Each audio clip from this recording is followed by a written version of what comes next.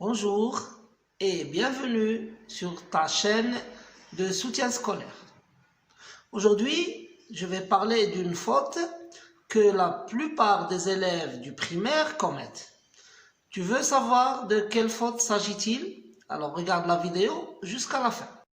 Observons ensemble les phrases suivantes. Première phrase. Grand-mère, nous, le verbe raconter, il est à l'infinitif ici, une histoire. Deuxième phrase, le professeur vous, le verbe expliquer la leçon. Troisième phrase, papa, nous, le verbe montrer sa nouvelle voiture. Maintenant, nous allons essayer d'écrire convenablement le verbe raconter. À chaque fois que je demande à mes élèves de me conjuguer le verbe raconter dans cette phrase, alors, comment ils font? Ils regardent le mot qui précède le verbe, c'est nous, ils le prennent pour un sujet et ils écrivent nous racontons. La même chose pour la deuxième phrase, le professeur vous, le verbe expliquer. Les élèves croient que vous est le sujet, alors ils m'écrivent vous expliquez avec EZ en croyant que le sujet c'est vous, puisque vous est placé juste avant le verbe. On va voir la troisième phrase, papa nous montrer. Donc, les élèves vont voir nous avant le verbe montrer et ils vont croire que c'est nous le sujet de la phrase et ils vont écrire nous montrons.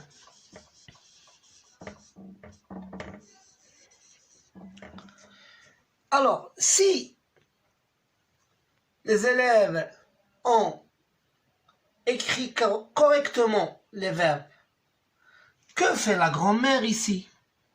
Grand-mère, nous racontons.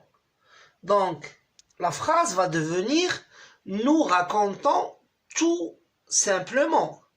Et grand-mère n'aura plus sa place dans la phrase. Même chose dans la deuxième phrase. Le professeur vous expliquez la leçon. Donc, la phrase sera vous expliquez la leçon et le professeur n'aura plus sa place dans la phrase. Dans la troisième phrase, c'est aussi la même remarque. La phrase va devenir nous montrons sa nouvelle voiture et papa n'aura plus sa place dans la phrase. Or, nous savons tous que c'est grand-mère qui raconte l'histoire et que c'est le professeur qui explique la leçon aux élèves. Aussi, c'est papa qui montre sa nouvelle voiture puisqu'il s'agit de sa nouvelle voiture. Sa nouvelle, donc ça, c'est un adjectif possessif. Sa nouvelle, c'est-à-dire la nouvelle voiture de papa. Alors, le sujet, c'est grand-mère dans la première phrase. Et c'est le professeur dans la deuxième phrase. et c'est papa dans la troisième phrase. Donc, grand-mère nous raconte et non pas nous racontons. Grand-mère nous raconte. Le professeur vous explique. C'est le professeur qui explique. Et la même chose, papa nous montre et non pas nous montrons. Alors, si dans la première phrase, le sujet c'est grand-mère et dans la deuxième phrase, le sujet c'est le professeur et dans la troisième phrase, le sujet c'est papa, dans ce cas, que fait nous dans la première phrase et que fait vous dans la deuxième phrase et également que fait nous dans la troisième phrase. Alors, grand-mère raconte une histoire. Une histoire, c'est le complément d'objet direct. Complément d'objet direct. C'est la réponse à grand-mère raconte quoi? Elle raconte une histoire. Le professeur explique la leçon. Donc la leçon, c'est le complément d'objet direct. Et papa montre sa nouvelle voiture.